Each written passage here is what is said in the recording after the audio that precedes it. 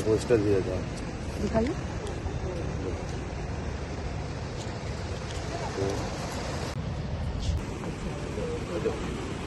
Wow,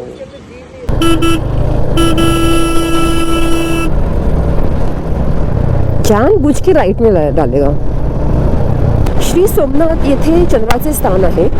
सोम म्हणजे चंद्र, सगळ्यात पहिलं ज्योतिर्लिंग आहे हे 12 ज्योतिर्लिंगांपैकी।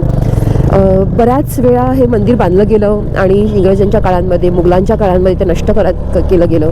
खूप सुंदर शिल्पकाम केलेलं आहे दोन्ही मंदिरांमध्ये। मोठ्या मंदिरामध्ये खूप रिस्ट्रिक्शन्स आहेत। हे बघ, समोरून बोलले आणि ही समोरून गाडी आली। त्या भाऊ जरा जागा आम्हाला गाडी चालवायला। किती क्यूटली चालतायत, किती क्यूट, सो स्वीट। जय भोलेनाथ अँड हर हर महादेव। आम्ही आहोत सोमनाथमध्ये। आज आमच्या राईडचा तिसरा दिवस आहे। काल आम्ही वडोदरावरून, पहिल्या दिवशी मुंबई ते वडोदरा, दुसऱ्या दिवशी वडोदरा ते सोमनाथ, आता सोमनाथवरून आम्ही निघालोय द्वारकाला जायला। सोमनाथ ते द्वारका हे 240 किलोमीटरचं डिस्टन्स आहे, जे आम्ही 4 ते 5 तासामध्ये कव्हर करू, इन्क्लुडिंग ब्रेक वगैरे। सो आम्ही आता निघतो इकडून। सकाळचे वाजलेले आहेत जवळजवळ 7। सूर्य उगवायला सुरुवात झालेली आहे, तुम्ही बघत असाल माझ्या बॅकग्राऊंडमध्ये।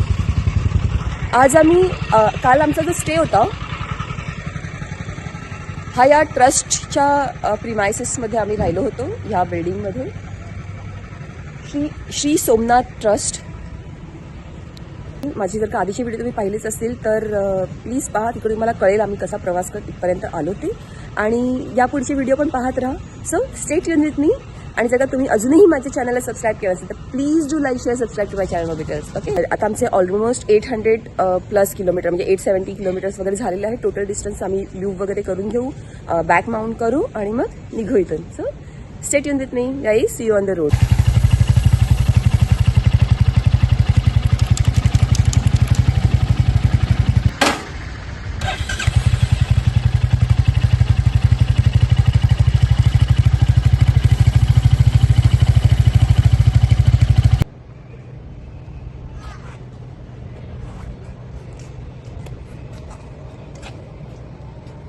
गणपती अप्पा मोरया, हर हर महादेव, जय श्रीराम।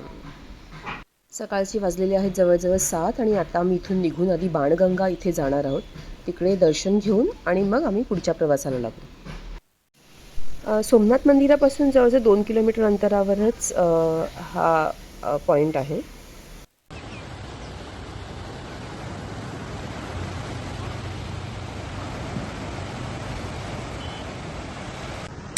ये क्या है?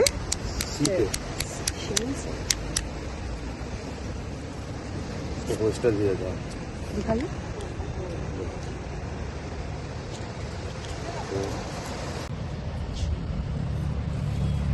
तो ये तो शालिग्राम है ना? ये ऐसे ही मिल जाता है? नहीं, इधर से नहीं मिलता ना, गंडक नहीं, नेपाल से।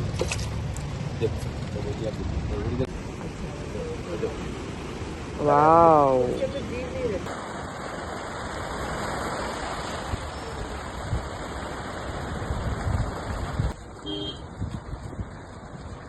गणपती अप्पा मोरया, हर हर महादेव, जय श्रीराम। हरिओम हरिओम हरिओम। सोमनाथवरून आम्ही निघतोय 12 किलोमीटर, सॉरी 233 किलोमीटर आम्हाला पोचायचं आहे द्वारकासाठी। इथून द्वारका आहे 233 किलोमीटरवर। आम्ही बाणगंगेला आलो होतो सोमनाथच्या तिथून चेकआउट केल्यावर आमच्या ट्रस्टच्या ह्याच्यामधून। आता इथून 8 वाजले आहेत सकाळचे। 5 तास पकडले तर 9, 10, 11, 12, 1 पर्यंत आम्ही द्वारकामध्ये पोचू। आणि त्यानंतर सगळ्यात पहिली आम्ही जे करणार आहोत फ्रेश वगैरे झाल्यावर ते म्हणजे आम्ही जाणार आहोत नागेश्वरला। नागेश्वर हे 8वं ज्योतिर्लिंग आहे 12 ज्योतिर्लिंगांपैकी। सोमनाथ हे पहिलं आहे। आणि त्यानंतर मग आम्ही संध्याकाळच्या वेळेस द्वारकाचं दर्शन घ्यायचा प्रयत्न करू। आम्हाला गोमती घाटाची आरती पण बघायची आहे, त्यामुळे तो पण आमचं टार्गेट आहे। 6:30ला ती आरती होते। सो आम्हाला लवकर श्री नागेश्वराच्या मंदिराला भेट देऊन मग आम्हाला पुन्हा द्वारकाला यायचं आहे. तिथून श्री नागेश्वर टेम्पल हे जवळजवळ 20-22 किलोमीटरवर आहे. त्यामुळे 1-2.5 तास तरी जातील आमचे जाऊन येऊन दर्शन घेऊन. त्या हिशोबाने आम्हाला प्लॅनिंग करावं लागेल. सो येस, आतापर्यंतचा प्रवास सेफ आणि सुखरूप चालला आहे. महादेवा, अशीच तुझी कृपा आमच्यावर राहू देत आणि पुढचा प्रवासही आमचा व्यवस्थित होऊ देत. जय भोलेनाथ.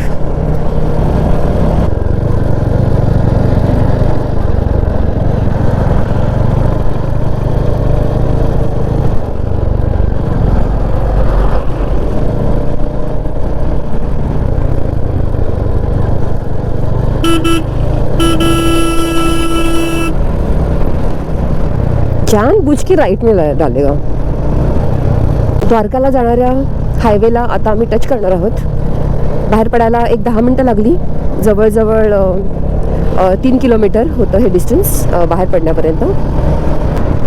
आणि इथून आता सुसाट जायचं आहे आम्हाला. सरळ असणार आहे, फक्त मध्ये कुठे सिटी ट्रॅफिक असेल तर ते बघावं लागेल. Otherwise it's straight road. चलो guys, let's go. Shri Somnath येथे चंद्राचे स्थान आहे. सोम म्हणजे चंद्र. यामागची कथा अशी आहे की दक्ष प्रजापती ह्याच्या 27 मुली होत्या आणि ह्या 27 मुलींची चंद्राचं लग्न झालं. पण चंद्राला फक्त रोहिणी आवडायची, कारण की ती खूप सुंदर होती. आणि हे कुठेतरी दक्ष प्रजापती जो राजा होता त्याला आवडले नाही आणि त्याने चंद्राला शाप दिला की तुझा जो प्रज्वलितपणा आहे तो हळूहळू कमी होईल, नष्ट होईल, असं त्याला शाप मिळाला. हे ऐकून चंद्र घाबरला आणि चंद्राने महादेवाची तपश्चर्या केली. ह्याच समुद्र काठी चंद्राने शिवलिंग तयार केले आणि शंकर देवाची प्रार्थना सुरू केली. त्याची प्रार्थना पाहून शंकर भगवान त्याच्यावर प्रसन्न झाले आणि त्यांनी त्याला ह्या शापातून मुक्ती दिली.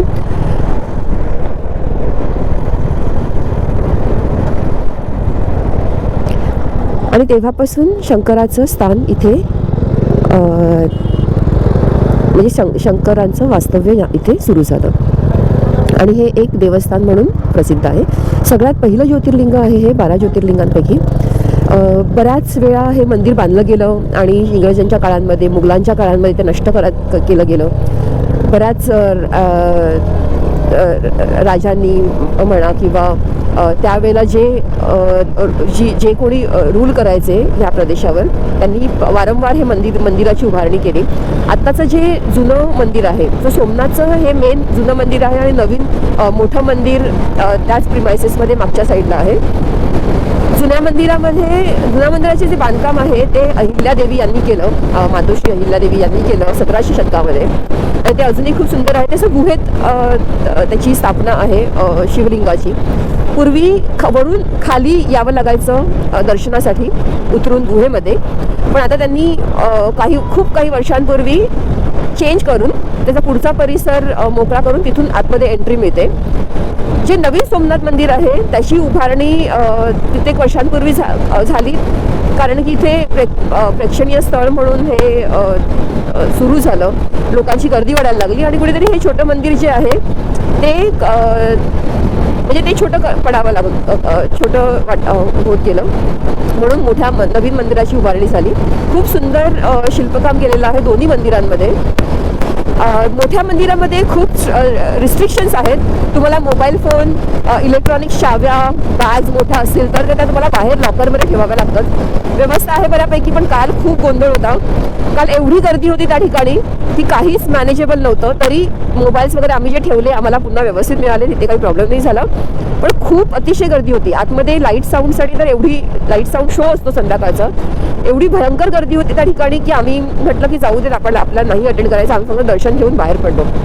दर्शनासाठी पण चेंगराचेंगरी खूप होती. सो येस, पण थोडंसं मिसमॅनेजमेंट होतं. गर्दी खूप झाली की ह्या ठिकाणी थोडीशी मिसमॅनेजमेंट होऊन जाते. सो ते फक्त माझ्या मते जे ट्रस्टीज आहेत त्यांनी थोडीशी काळजी घ्यायला पाहिजे. अदरवाईज छोट्या मंदिरामध्ये तर आम्ही खूप छान सुंदर अभिषेकही केला. अगदी पिंडाला पाणी आणि तेल पाणी आणि दूध वगैरे वाहून, फुलं वाहून मस्त म्हणजे चंदन वगैरेचा अभिषेक झाला, भस्म चंदन, ते खूप छान झालं. सो आता आम्ही द्वारकाच्या दिशेने चाललो आहे. आता पुढे पण आमची श्री नागेश्वराच्या मंदिरात तशीच व्यवस्थित दर्शन मिळेल हे आम्ही आशा करतो. तुम्ही स्टे ट्यून विथ मी. पुढचा प्रवास कसा होत चाललाय ते तुम्हाला कळेलच. ओके. मस्त रोड आहे, थंडी पण छान आहे, अशी हळूहळू मस्त प्लेझंट वेदर आहे. जस्ट 20 मिनटं झालीत ॲक्च्युली बाहेर पडून. भूक लागायला लागली थोडीशी. आता रात्री जेवण तसं काही ओके झालं, काही छान नव्हतं, मजा नाही आली जेवणाला. इकडे ना खरं सांगू का, गुजरातमध्ये ना म्हणजे मी जनरलाइज नाही करणार, पण ज्या पण ठिकाणी आम्ही चाट खाल्ला अजिबात आवडला नाही. म्हणजे मुंबईतला चाट आहे ना जास्त बेटर आहे गाईज, असं माझं पर्सनल मत आहे. पावभाजी तर डेफिनेटली मुंबईची जास्त बेटर आहे. काल आम्ही खाल्ली पावभाजी आणि it was a disaster. Chinese bhel guys, Chinese bhel आम्ही जी खाल्ली काल, त्याच्यामध्ये आपल्याकडे कशी कुरकुरीत शेव असतात ना, आणि त्यांना मस्त असं चटणी आणि शेजवान सॉस वगैरे टाकून मस्त चाटसारखं बनवतात. इथे काय केलं रे, चायनीजचे 2-3 प्रकार त्यांनी बेसिकली भेल करून मिक्स केले. राईस, नूडल्स आणि मंचुरियन, बस हे असं मिक्स करून त्यांनी चायनीज भेल बनवले. म्हणजे कुठून जाऊ दे, कदाचित आपण मुंबईमध्ये कदाचित चुकीचं करत असतो चायनीज भेल.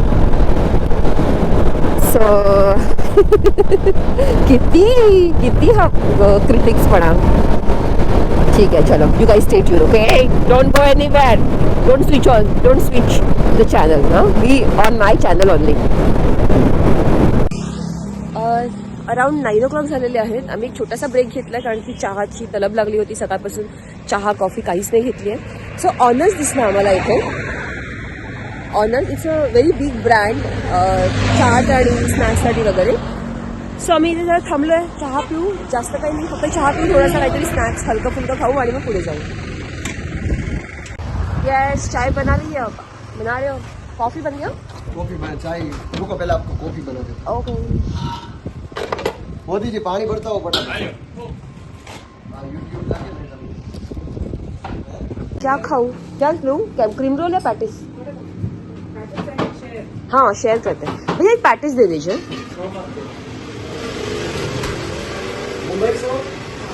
हाँ मुंबई से. हां, बरं वाटलं. मस्त कॉफी प्यायली कडक आणि एक पॅटीस खाल्लो. So we are now good to go for another 100 kilometers. So अजून 3 तास बाकी आहेत. 184 किलोमीटर चा प्रवास करायचा आहे. माझी शॅडो दिसते इथे बघा, मला दिसते. ओके चला.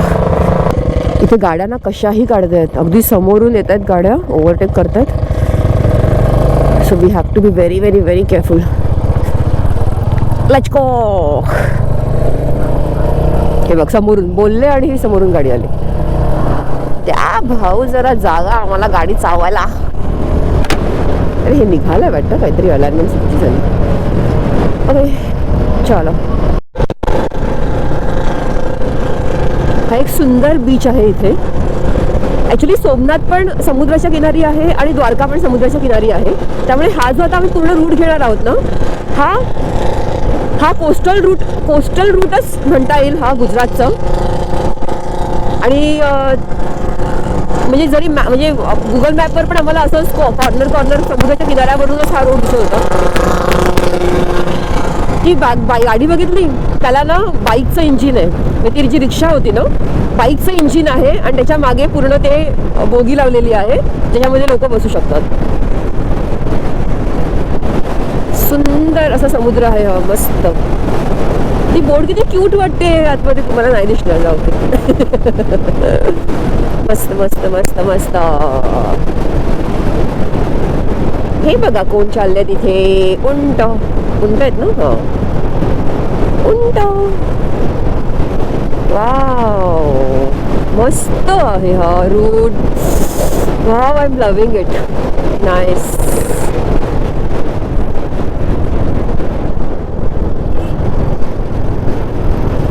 Nice nice.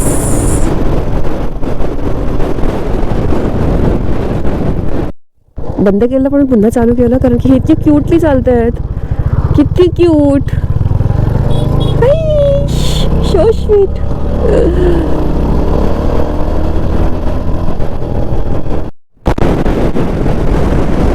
सोमनाथवरून बाहेर पडून आम्हाला 1.5 तास झालेला आहे ऑलमोस्ट, म्हणजे ऑलमोस्ट 2 तास झालेले आहेत. आणि 150 किलोमीटर मोर टू गो, म्हणजे 50 किलोमीटर 50-60 किलोमीटर पुढे आलो आहे. आम्हाला एक टोल लागलं आहे. त्या टोलच्या आजूबाजूला हे खूप सुंदर असे विंडमिल्स दिसत आहेत आणि ते खूप क्यूट वाटत आहेत. छोटे आहेत, आपल्या महाराष्ट्रापेक्षा कमी हाईटवर आहेत.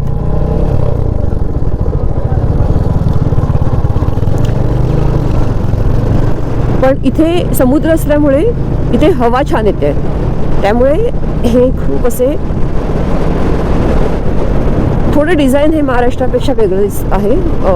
त्यांच्या जे पंख आहेत त्यांचं डिझाईन आणि छोटे पण आहेत. महाराष्ट्रामध्ये सगळे उंच उंच दिसतात विंडमिल्स. म्हणजे आतापर्यंत मी जेवढे विंडमिल्स बघितले ते सगळे उंच होते, ते असे छोटे छोटे दिसत आहेत कारण की समुद्रापासून मे बी हवाचा अंदाज घेऊन ते तसं डिझाईन केले असते. पण मस्त मस्त रोड आहे आणि आम्ही सुसाट चाललो आहोत. नाईस.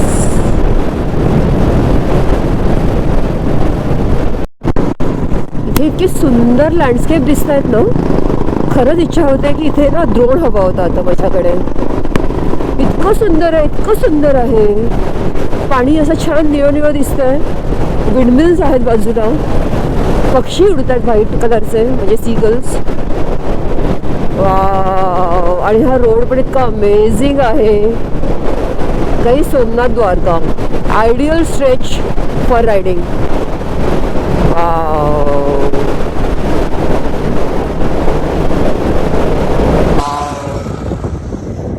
या ठिकाणी ड्रोन हवा होता, असली धमाल आली असती मस्त फोटो द्यायला. आणि मी कुठे थांबले माहिती का तुम्हाला? हे बघा.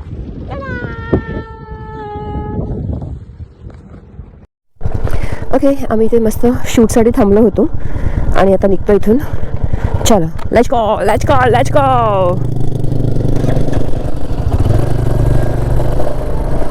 मस्त फोटोशूट केले आम्ही इथे उभे राहून.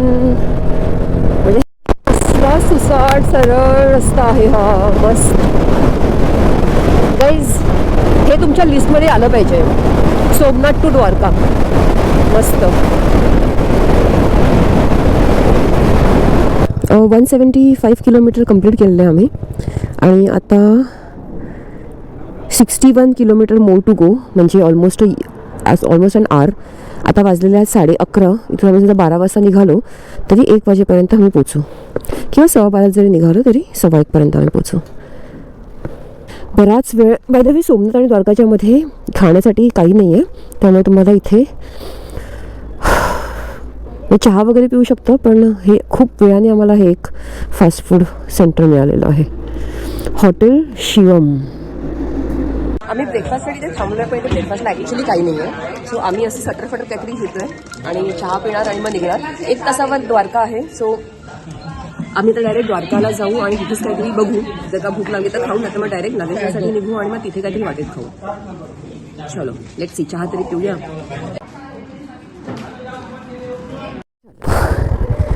Let's go. 1 hour for Dwarka. Just one chai, some dry snacks. That's it. Thank you. Very sweet guy. वहाँ पे था शॉप में सर्व करने के लिए, बट सब अच्छे से इंफॉर्मेशन सब पूछ के बात कर रहे थे अच्छे से हमारे साथ. ओके, वाजलेले आहेत 12:10. पुढच्या 1 तासामध्ये आम्ही द्वारकामध्ये पोचू. माझ्या हेल्मेटचं वायझर आहे ना, ते जरा खराब झालेलं आहे, म्हणजे त्याचे स्क्रू निघालेत, त्यामुळे आता मला हेल्मेट बंदच ठेवावं लागणार आहे. I can't open visor, I can't open. चला, आम्ही पोचलेलो आहोत द्वारकाधीश टेम्पलजवळ द्वारकामध्ये. इथून 2 किलोमीटरवर आमचं हॉटेल आहे आणि इथून द्वारकाधीश टेम्पल पण 1-1.5 किलोमीटरवर आहे. टोटल डिस्टन्स आतापर्यंत झालेला आहे 237 किलोमीटर्स. आम्ही 8 वाजता सुरू केलं होतं, 1 वाजता आम्ही पोचतोय, ब्रेक्स वगैरे सगळं मिळून घेऊन. So we reached here 39 sorry. So almost two काय बोलते मी 240 किलोमीटर झालेले आहेत. आम्ही इथे पोचलेलो आहोत सिटी पॅलेसमध्ये आणि जवळजवळ 1:15 वाजले. सिटी पॅलेस इथे आम्ही राहणार आहोत आज. हॅलो. सो आम्ही द्वारकाला आलेलो आहोत, चेक इन केलेलं आहे इथे समोरच्या हॉटेलमध्ये. इथे आम्ही राहतोय सिटी पॅलेस आणि आता जेवायला इथे आलोय, फ्रेश वगैरे होऊन जेवणार आणि मग इथून आम्ही बेट द्वारकाला जाणार आहोत. आणि एक इम्पॉर्टंट न्यूज आम्हाला कळलेली आहे की इथे जे नागेश्वर टेम्पल आहे गुजरातमध्ये ते ओरिजिनल ज्योतिर्लिंग नाही आहे. ओरिजिनल ज्योतिर्लिंग महाराष्ट्रामध्येच कुठेतरी आहे, कुठे आहे ते फाइंड आउट करावं लागेल. पण आता असं विरस झालेलं आहे ना की हे आता ज्योतिर्लिंग नाही आहे, तर आमचं जे म्हणजे एक जी इच्छा होती की नागेश्वर ज्योतिर्लिंग पाहायची ती आता बहुतेक अर्धवट राहणार आहे. आम्ही जाऊ नागेश्वरला पण ते कन्सिडर नाही करणार as a 6 Jyotirlinga. So let's see आता मग ते ज्योतिर्लिंग कधी करायचं ते आपण नंतर ठरवू. पण सध्या आम्ही आहोत इथे द्वारकामध्ये. आज वीकेंड असल्यामुळे, हॉलिडे वीकेंड असल्यामुळे खूप खूप खूप गर्दी आहे इकडे. सो लेट्स सी कसं दर्शन होतंय वगैरे तुम्हाला कळतच राहील. Stay tune with me. Okay.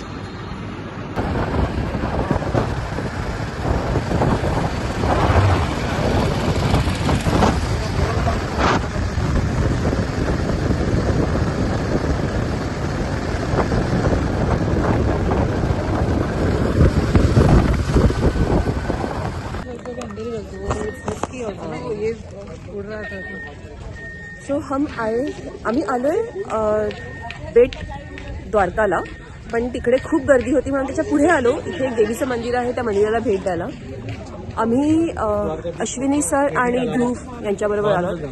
कैसे हॅलो हॅलो. सो आम्ही आज इथपर्यंत पिलियन बनून आलो नाही दोघांबरोबर. आणि आता बघूया बेट द्वारकाला भेट द्यायला होते की नाही होते ते. Otherwise then will go to Nageshwar. Bet द्वारकाच्या मंदिरात जाण्यासाठी खूप जास्त गर्दी असल्यामुळे आम्ही मंदिराला भेट न देताच फक्त बाहेरून दर्शन घेऊन आम्ही आता परत निघालो आहे द्वारकाला जाण्यासाठी. नागेश्वर टेम्पल पण आम्ही स्किप केलं कारण उशीर होत होता आणि आम्हाला गोमती नदीची आरती बघायची होती. सो आता महाराष्ट्रामध्ये जे आहे 6वं ज्योतिर्लिंग, आम्ही तिथे जाण्याचा प्रयत्न करू.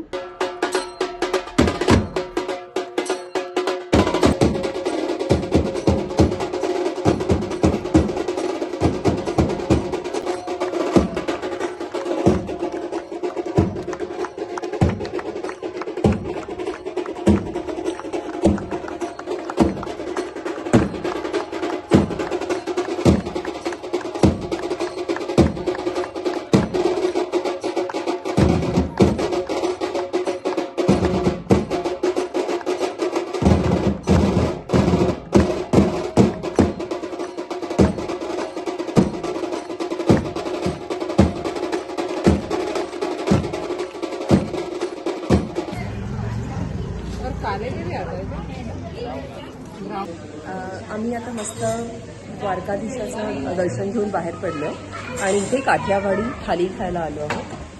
हा भाग इथेच संपवते आहे. Stay tune with me for the next part. Thank you.